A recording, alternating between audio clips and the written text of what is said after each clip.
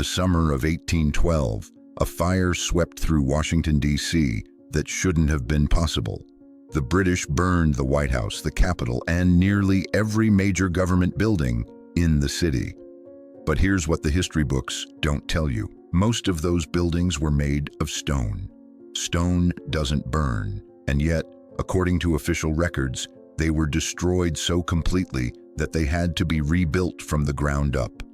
Between 1812 and 1820, a wave of destruction swept across North America and Europe. Cities burned. Architectural masterpieces vanished. Entire building styles disappeared from the record. The official story blames war, natural disasters, urban renewal. But when you examine what was lost and what replaced it, a different pattern emerges. This is the story of the War of 1812, not as a military conflict between Britain and America, but as the systematic erasure of an architectural legacy that couldn't be explained. By the end of this investigation, you'll understand why so many grand structures from the early 1800s share the same fate. Sudden destruction, rapid replacement, and a historical record that doesn't quite add up. Because if these buildings were really destroyed by conventional warfare, then we need to explain why the evidence suggests something far more deliberate. Let's start with the accepted narrative. In June 1812, the United States declared war on Great Britain. The causes were maritime disputes, trade restrictions, and British support for Native American resistance against American expansion. The war lasted 2.5 years. Battles were fought along the Canadian border, on the Great Lakes, in the Chesapeake Bay, and culminated with the Battle of New Orleans in January 1815. The most famous incident, August 24, 1814. British forces marched into Washington, D.C. and set fire to the White House, the Capitol building, the Treasury, and the War Department. President James Madison fled the city.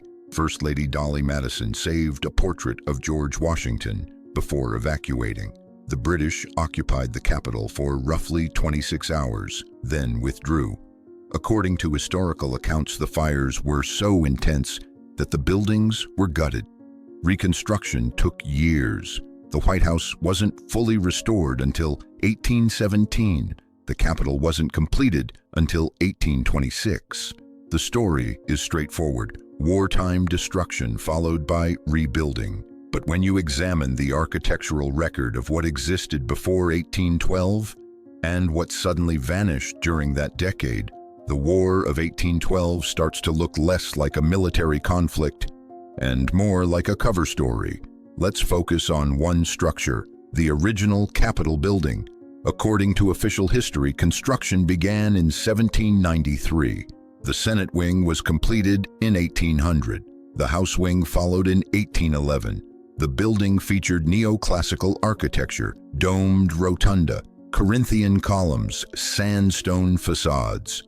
On August 24, 1814, British soldiers entered the building, piled furniture in the center of the chambers, and set it ablaze. The official record states that the fires destroyed the interior and severely damaged the structure. But here's the problem. The Capitol was built primarily from Aquia Creek sandstone, a dense, fire-resistant material. Historical accounts describe the British using rockets and combustibles to ignite the furnishings. Wood furniture, wooden desks, drapery. Those materials burn at around 500 to 600 degrees Fahrenheit. Sandstone begins to crack and crumble at sustained temperatures above 1,000 degrees Fahrenheit. To cause structural failure, you'd need prolonged exposure to temperatures exceeding 1,200 degrees. A furniture fire, even a large one, doesn't reach those temperatures. And yet, according to reconstruction records, entire sections of the building required demolition and replacement, not repair, replacement. Why? If the stone structure survived, and sandstone is specifically chosen for government buildings because it's fire resistant, then what actually necessitated tearing it down? unless the goal wasn't to repair the building, but to erase what was already there. The buildings destroyed in 1812 to 1815 weren't casualties of war, they were targets of architectural erasure. In the decades surrounding the War of 1812, an unusual number of monumental structures across North America and Europe were destroyed, demolished, or rebuilt beyond recognition, and the pattern is too consistent to be coincidence. Let's look at the timeline. 1811, the Richmond Theater in Virginia burns down, killing 72 people. The building is completely destroyed. A new structure replaces it. 1812, war begins. Multiple forts, government buildings, and civic structures along the eastern seaboard are damaged or destroyed. 1814, Washington, D.C. burns, White House and Capitol gutted.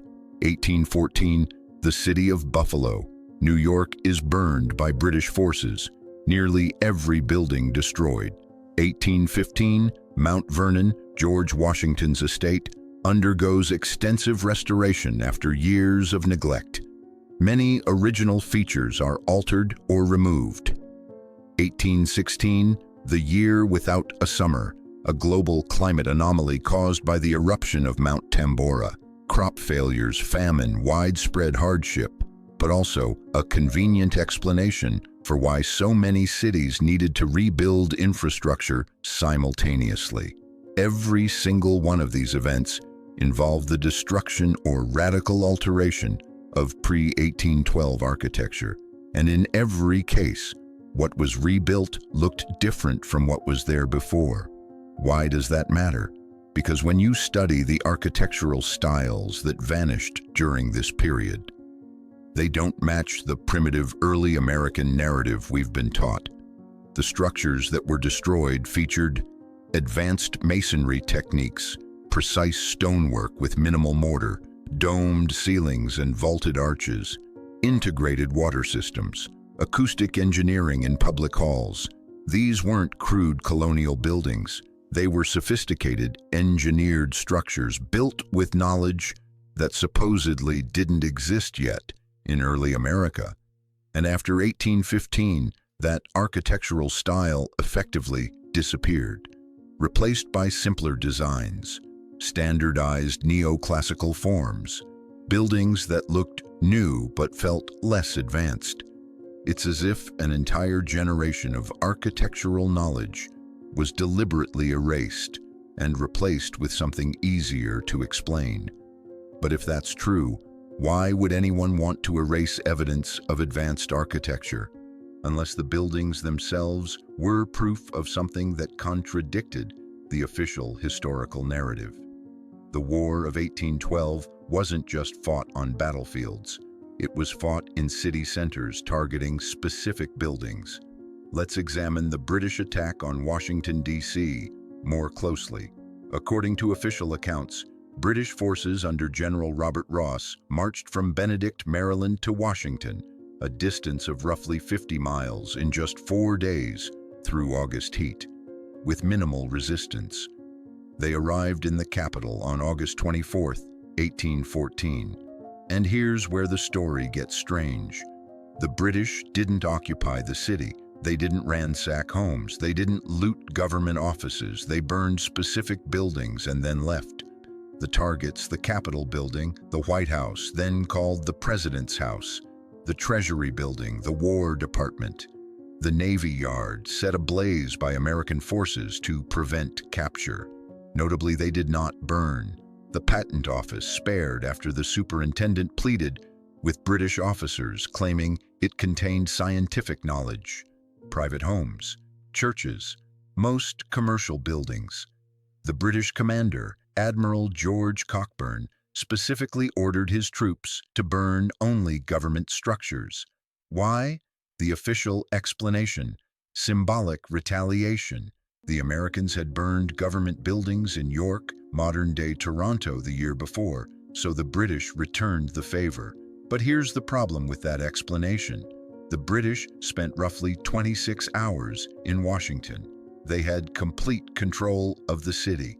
And instead of securing the capital, looting resources, or holding it for strategic advantage, they just burned specific buildings and left. That's not how conventional warfare works. That's how targeted demolition works. It's as if the British weren't there to conquer Washington. They were there to destroy evidence. And the War of 1812 gave them the perfect cover story. The fires weren't hot enough to destroy stone structures, but they were sufficient to justify demolition. Let's talk about the White House. The original structure, completed in 1800, was built from Aquia Creek sandstone, the same material used for the Capitol.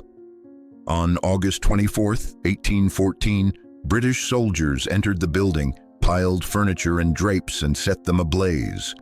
According to eyewitness accounts, the fires burned through the night. By morning, the interior was gutted, but the stone walls remained standing. In fact, historical records confirm that the exterior sandstone structure survived largely intact. The fire destroyed wooden interiors, fixtures, and furnishings, but the building's shell was still structurally sound. So why did reconstruction take 3 years? And why, during that reconstruction, were significant portions of the original stonework removed and replaced? Official explanation: smoke damage, cracking from heat exposure, structural instability. But modern engineering analysis suggests that sandstone exposed to a furniture fire, even one lasting several hours, would not suffer catastrophic structural failure. It would need cleaning, repointing, surface repair, not demolition. And yet, James Hoban, the architect overseeing reconstruction, ordered large sections of the original walls dismantled and rebuilt. Why? What was in those walls that couldn't be preserved? Some researchers have suggested that the original White House featured architectural elements, the inscriptions, symbols, construction techniques that didn't align with the newly built-in 1800 narrative.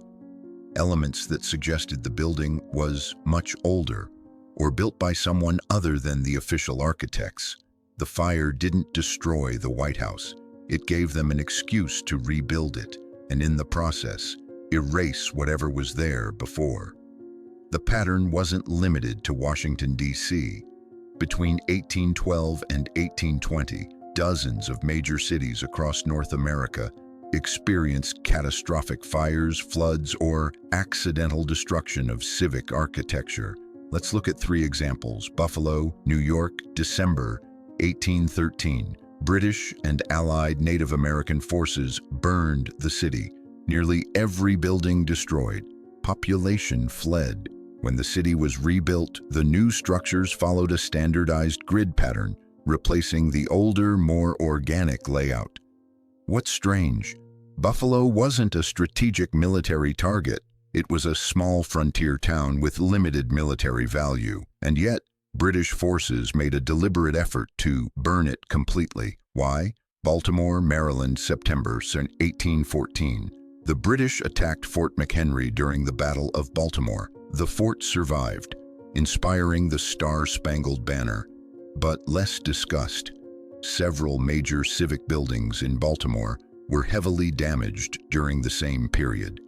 And in the years following, the city underwent extensive urban renewal, replacing older structures with new standardized designs. New Orleans, Louisiana, 1815. The Battle of New Orleans, the war's final major engagement, saw British forces defeated by Andrew Jackson. But in the years immediately following, New Orleans experienced a series of fires and floods that destroyed large portions of the French Quarter. The original French and Spanish colonial architecture, featuring advanced water management systems and acoustically engineered public spaces, was largely replaced with simpler brick structures. Do you see the pattern? Military conflict provides the initial disruption. Then fires, floods, or accidents destroy the remaining architecture. Then reconstruction replaces the old with the new. And in every case, what's lost is the sophisticated, unexplained architecture. What remains is the simpler, historically appropriate buildings. It's not war, it's curated demolition. So how did this system work? Let's talk about what these buildings actually were.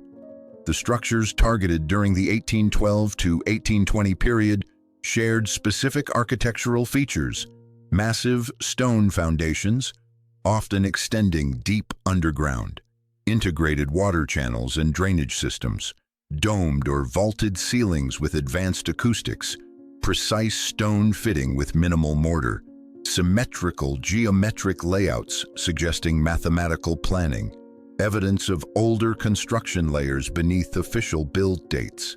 These aren't features of primitive colonial architecture, they're features of Tartarian architecture, the same style found in Old World structures across Europe, Asia, and North America. Buildings that appear far too advanced for their supposed construction dates. Structures that suggest a prior, globe-spanning civilization with sophisticated engineering knowledge. And in the early 1800s, these buildings were still everywhere. Government buildings, civic halls, theaters, train stations, courthouses. But they posed a problem. They contradicted the narrative of New World progress. They suggested that advanced infrastructure already existed before European colonization, before the founding of the United States.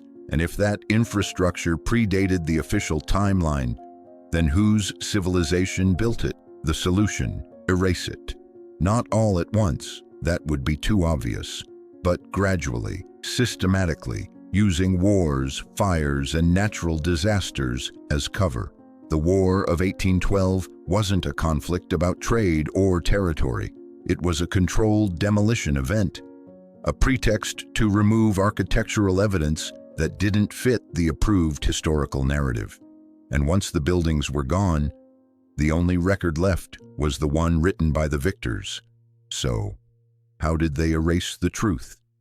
Let's talk about the mechanisms of historical control in the early 19th century. Step 1. Physical destruction. Wars, fires, floods, real or staged, provide the initial justification. Buildings are damaged. The public accepts that reconstruction is necessary. Step 2. Controlled rebuilding. Government-approved architects oversee reconstruction. New designs follow standardized patterns. Older architectural elements are updated or removed entirely. Any evidence of prior construction is buried, dismantled, or rebranded as renovations. Step 3. Narrative control. Official histories are written. Eyewitness accounts that contradict the narrative are dismissed or ignored. Records are archived in controlled institutions, accessible only to approved researchers. Alternative explanations are labeled conspiracy theories. Step 4. Generational amnesia. Within 20 to 30 years, the generation that remembers the original structures is gone. The new generation grows up with the rebuilt versions and accepts them as original. The older architecture becomes myth, then legend, then forgotten entirely.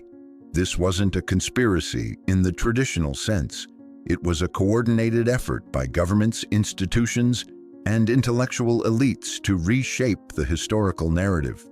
And the War of 1812 was the perfect catalyst, because once the buildings were destroyed, the only evidence left was what they allowed to survive. The pattern doesn't stop in North America. Between 1810 and 1825, similar waves of destruction swept across Europe. Moscow, Russia, 1812. Napoleon's invasion. The city burns. Approximately 75% of Moscow destroyed by fire, blamed on retreating Russian forces. When rebuilt, many older structures are replaced with new, standardized architecture. London, England, 1814. The Frost Fair, the last time the Thames froze solid. But also extensive renovations of government buildings, including sections of Westminster and the Tower of London. Original medieval stonework removed and replaced. Paris, France, 1815. post-Napoleonic reconstruction. Older Gothic and Renaissance structures demolished or heavily modified. The city undergoes systematic redesign under government planning, replacing organic medieval layouts with geometric controlled street grids. Copenhagen, Denmark, 1807, British bombardment during the Napoleonic Wars. The city burns, much of the old quarter destroyed. Rebuilding follows standardized neoclassical designs. Do you see it? Same decade, same pattern, same outcome. Architectural erasure disguised as wartime destruction. And in every case, what vanished was the old, sophisticated, unexplained infrastructure. What replaced it was the new, standardized, officially approved architecture. This wasn't coincidence, this was coordinated. A global effort to erase evidence of a prior civilization and rewrite history to fit a new narrative. The narrative of modern progress. The narrative that says we built everything from scratch. The narrative that ignores the fact that we've been living in someone else's ruins for the last 200 years. So, what does this mean? The War of 1812 accomplished something that no military conflict should have been able to do. It erased an architectural legacy. The buildings destroyed during that period weren't casualties of war. They were targets, structures that contradicted the official timeline, evidence of advanced engineering that shouldn't have existed in primitive colonial America. And the fire, the famous burning of Washington, D.C., wasn't an act of wartime aggression. It was a controlled demolition, a way to justify tearing down buildings that were already there, buildings that were too advanced, too old, too well built, buildings that raised questions no one in power wanted to answer. If these structures really were built by early Americans in the 1790s to 1800s, using hand tools and limited resources, then we need to explain the precision stonework, the integrated water systems, the acoustic engineering, the mathematical layouts. But if they weren't built by early Americans, then who built them? And why has every attempt to preserve or study those structures been systematically blocked, demolished, or rewritten? The answer is uncomfortable, because it suggests that the history we've been taught, the story of westward expansion, manifest destiny, building a nation from nothing, is a narrative constructed on top of someone else's infrastructure. And the War of 1812 was the event that allowed them to bury the evidence. Why was the war fought? Why did the British target specific buildings and then leave? Why were profitable, functional structures demolished and replaced within a single generation? And why does every rediscovery of older foundations, hidden chambers, or unexplained construction techniques get cataloged, archived, and forgotten? The architecture is still there, buried beneath newer buildings, hidden in old photographs, visible in the few structures that survived, waiting for someone to ask the right questions.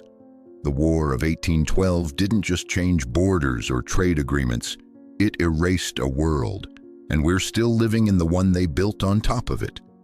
In 1871, a fire consumed Chicago. Over 17,000 buildings destroyed in 3 days. The entire downtown reduced to ash. The official story blames a cow kicking over a lantern in a barn. But here's what they don't tell you. Most of those buildings were stone, and many of them, photographed just weeks before the fire, showed architectural features that shouldn't have existed in a city barely 40 years old. When Chicago was rebuilt, it became the birthplace of the modern skyscraper. But what was it built on top of? And why do maps from before the fire show a completely different street layout?